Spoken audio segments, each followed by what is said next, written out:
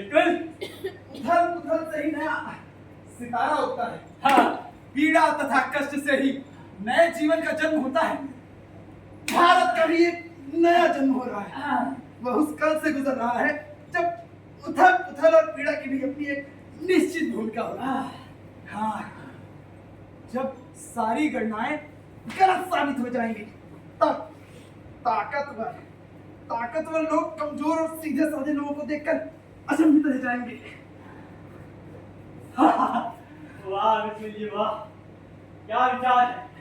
अरे भाई, आप उर्दू में भी क्यों नहीं लिखते? अरे उर्दू में आपका विचार मुसलमान भी पढ़ेंगे और मुसलमान भी पढ़ेंगे तो हमारी लड़ाई में शामिल ही होंगे।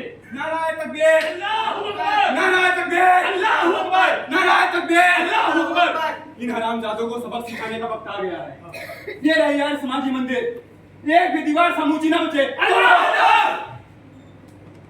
अगर किसी ने एक कदम भी आगे बढ़ाया तो उसकी लाश यहीं से ढेर पर मिलेगी।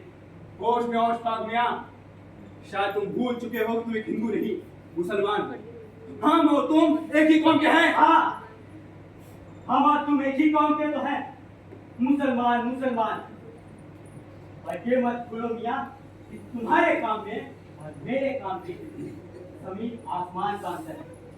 अरे मैं तुम्हारी तरह कायर नहीं, इन मासूमों को पहला बुलाकर मंदिर तोड़ने निकल जाए, घर चलाने निकल जाए, बस्तियां उजाड़ने निकल जाए। बस जबान संभाल कर बात करो अशफाक।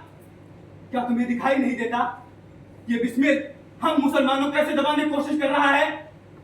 और मुझे ताज्जुब होता है, तुम्हारे से सच्चे मुसलमान पर कि तुम जैसा सच्चा मुसलमान इन काफिरों के बहकावे में आ कैसे अरे गया? कौन काफिर?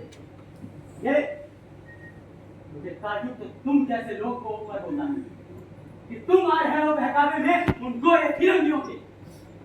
वो हमें हिंदू मुसलमान करके आपस में तोड़ रहे, आपस में लड़ाइयां लगवा रहे। तुम जैसे लोग उनके बहकावे में आकर उनकी बात मान रहे हो और वो हमारे ही देश पर राज कर रहे हैं। अरे आंखें खोल कर देखो मियां तो कुछ दिखाई भी दे। अशफाक मियां, हमें बहकाने की कोशिश मत करो। हम जो करने आए हैं वो करेंगे और कर करेंगे। तोड़ो! अगर अब भी आगे बढ़े ना तो वो होगा सोच कर नहीं आए। निकल जा यहाँ से। याद रखना अशफाक और बिस्मिल, तुम दोनों को बहुत महंगा पड़ेगा। अरे जाओ, सजा तुम्हें चुकानी पड़ेगी, याद रखना। तुम निकल जाओ यहाँ से।